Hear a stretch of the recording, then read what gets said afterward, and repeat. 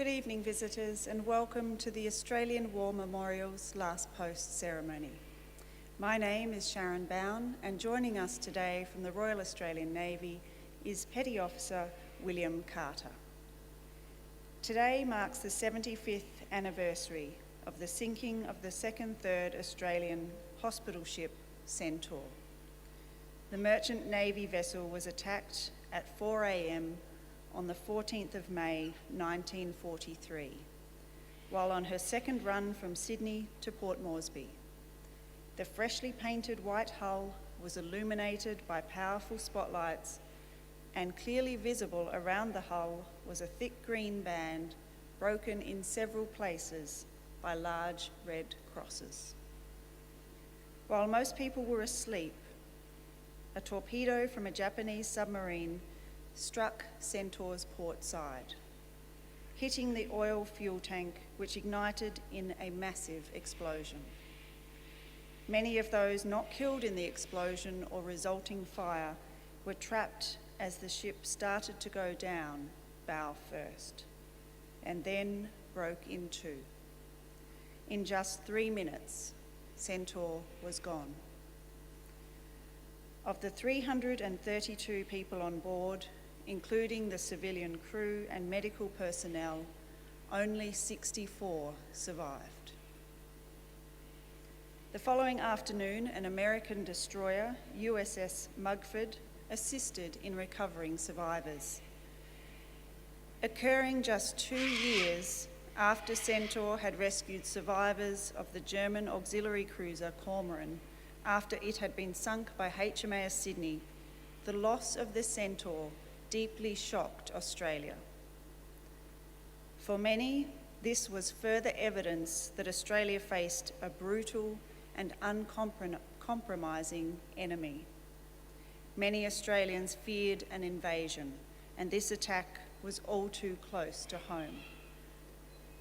The Centaur came to symbolise the courage of Australian women in war, and became a reminder of all Australians who served in war and have no graves but the sea. Importantly, she also became a symbol of the determination to win the war. News of the attack resonated around the world. The wreck of Centaur was not found until late 2009, some 66 years after its sinking, lying at a depth of more than 2,000 metres off the southern tip of Moreton Island in southeast Queensland. A national memorial was held in Brisbane in 2010, attended by the then Prime Minister Kevin Rudd. We warmly welcome the family and friends of the Centaur victims, and today we warmly welcome the family of Private Athol Povey, who was one of the victims of Centaur and whose story will be told shortly. We are honoured to acknowledge Mr. Daniel Coates, Director, National Intelligence, United States of America, Mr. James Caruso, Charge d'Affaires from the United States of America to Australia, Mr. Nick Warner, Director General for National Intelligence, Australia, Ms. Caroline McCaffrey, on behalf of the Centaur Association, Captain Tony DeFrey, Naval Attaché, US Embassy, and Mr. John King, President of the ACT branch of the Returned and Services League of Australia. We welcome the veterans who have served, those that are still serving, and the families that love and support them. We acknowledge the members of RSL and Services Clubs Association, RSL Victoria and RSL Queensland who are watching the broadcast of this ceremony across Australia. During the ceremony, wreaths will be laid at the base of the pool of reflection by family, visitors and students on behalf of Mentone Grammar School from Victoria. Australia's Federation Guard is the tri-service ceremonial unit of the Australian Defence Force. They provide a ceremonial presence at civil and military events and during visits to Australia by foreign dignitaries. The Guard will now dismount the catafalque party from the tomb of the unknown Australian soldier.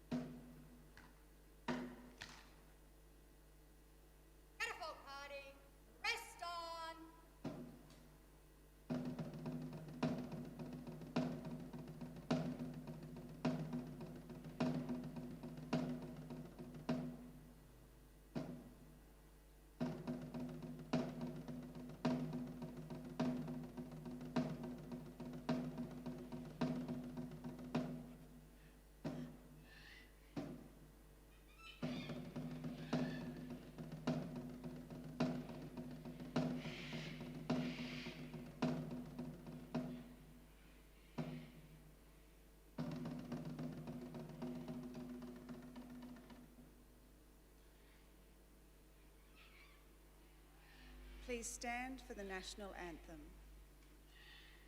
Athol party, attention! Athol party, present arms.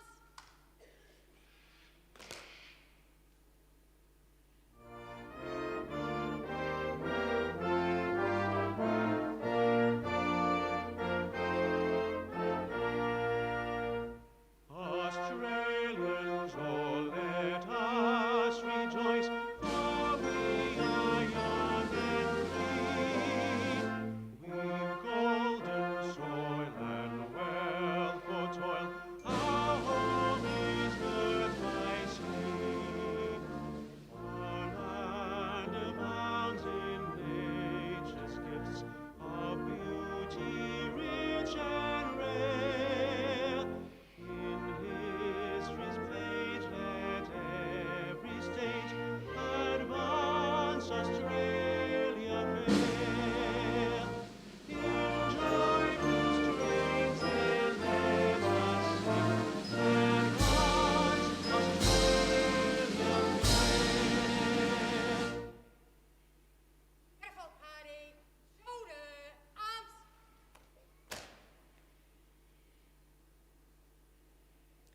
Boys and girls, please be seated.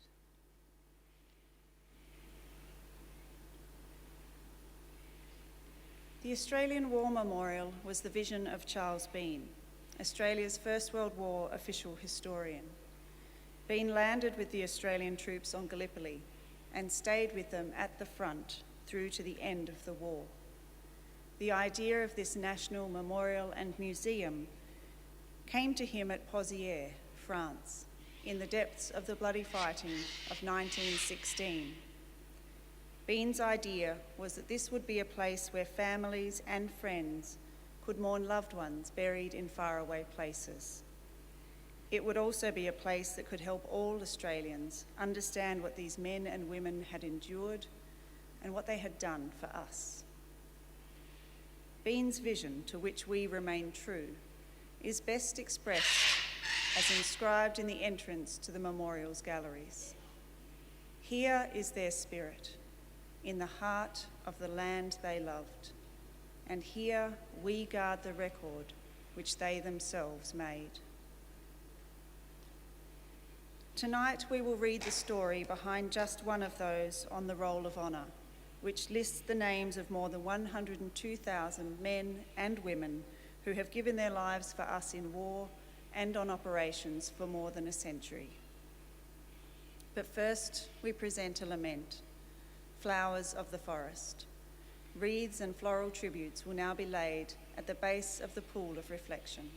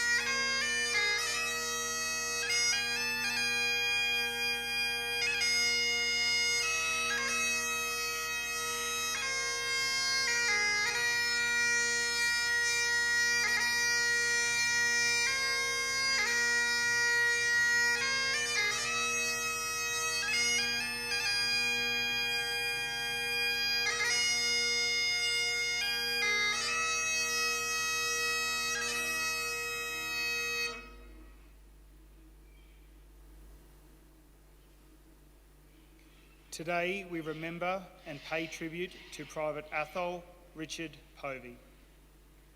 Athol Povey was born in the Sydney suburb of Erskineville on the 31st of January 1922. The fifth of 7 children born to Wilfred and Kate Povey.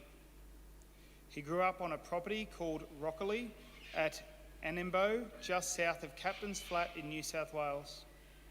He attended school at the Annambo School, a 5-kilometre walk from the farm that he undertook with his siblings. After leaving home at the age of 17, he went to Queensland to work for a few years, before briefly returning to spend time with his family before enlisting. In September 1941, at the age of 19, Povey enlisted in the 2nd Australian Imperial Force. He joined the Australian Army Medical Corps and began training and gained valuable experience at the hospitals in Sydney and Tamworth. Towards the end of the year, Povey was posted as a reinforcement to the 2nd 12th Field Ambulance, joining his unit in Darwin on New Year's Eve 1941. While training in the Northern Territory, the 2nd 12th provided medical support for the 23rd Brigade. It participated in the construction of 5 small medical hospitals and assisted sappers and pioneer assault units, thus earning the nickname 2nd 12th Pioneers. After the Pacific War began, members of the 2nd 12th were attached to the Gull Force and Sparrow Force and were sent to defend the islands of Ambon and Timor.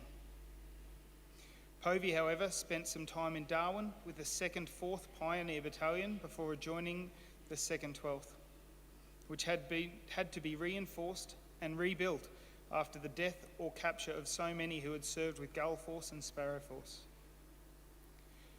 In May 1943, the unit was ready to deploy overseas. The 195 members of the 2nd 12th boarded the hospital ship Centaur, headed for Port Moresby via Cairns. Shortly after 4 a.m. on the 14th of May, while most people were asleep, a torpedo struck Centaur's port side, hitting the oil fuel tank, which ignited in a massive explosion. The bridge superstructure collapsed and the funnel crashed onto the deck. Everything was covered with burning oil, and a fire quickly began to roar across the ship. Water rushed in through the gaping hole in her side. Many of those on board who had survived the explosion or fire were trapped as the ship started to go down bow first, and then broke in two. In just 3 minutes, the Centaur was gone. Of the 332 aboard, there were only 64 survivors, including 15 members of the 2nd 12th. The survivors were at sea for a day and a half before they were rescued. The ship's crew and medical staff suffered heavily, as did the 2nd 12th Field Ambulance. 178 men from a total of 193 had died. It was the nurses, though, who had suffered the worst. Of the 12 nurses on board, only one, Sister Nell Savage, survived. Among the dead was Private Athol Povey, who was just 21 years old. News of the attack on a clearly marked hospital ship made front pages throughout the world and resulted in a public outrage. Protests were made to Japan and efforts were made to discover who's responsible, or those responsible. Following the war, a number of searches failed to reveal Centaur's location, and it wasn't until the 20th of December 2009 that a search led by David Mearns discovered Centaur's wreck off the southern tip of Moreton Island. Now protected by the Historic Shipwrights Act, the Centaur is a memorial to the lives lost. Today, in the sinking of the Centaur, is symbolically presented in a mosaic dedicated to the women's service in the Hall of Memory here at the Australian War Memorial. Alfred Povey's name is listed on the Roll of Honour on my left, among almost 40,000 Australians who died while serving in the Second World War. His photograph is displayed today beside the Pool of Reflection. This is but one of the many stories of service and sacrifice told here at the Australian War Memorial. We now remember Private Athol Richard Povey, who gave his life for us, for our freedom, and in the hope of a better world.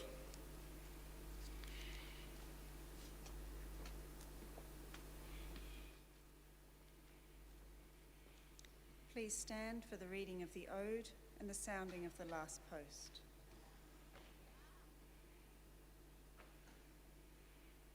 They shall grow not old, as we that are left grow old. Age shall not weary them, nor the years condemn. At the going down of the sun and in the morning, we will remember them. We will remember them.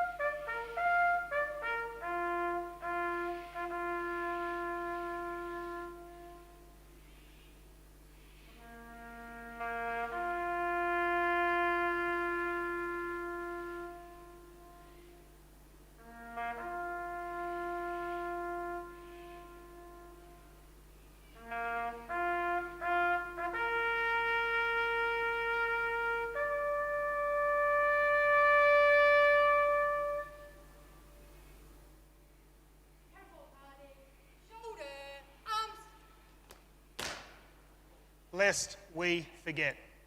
Lest we forget.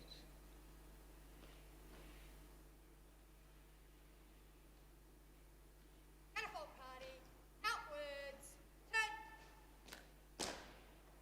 Catapult party, quick, march.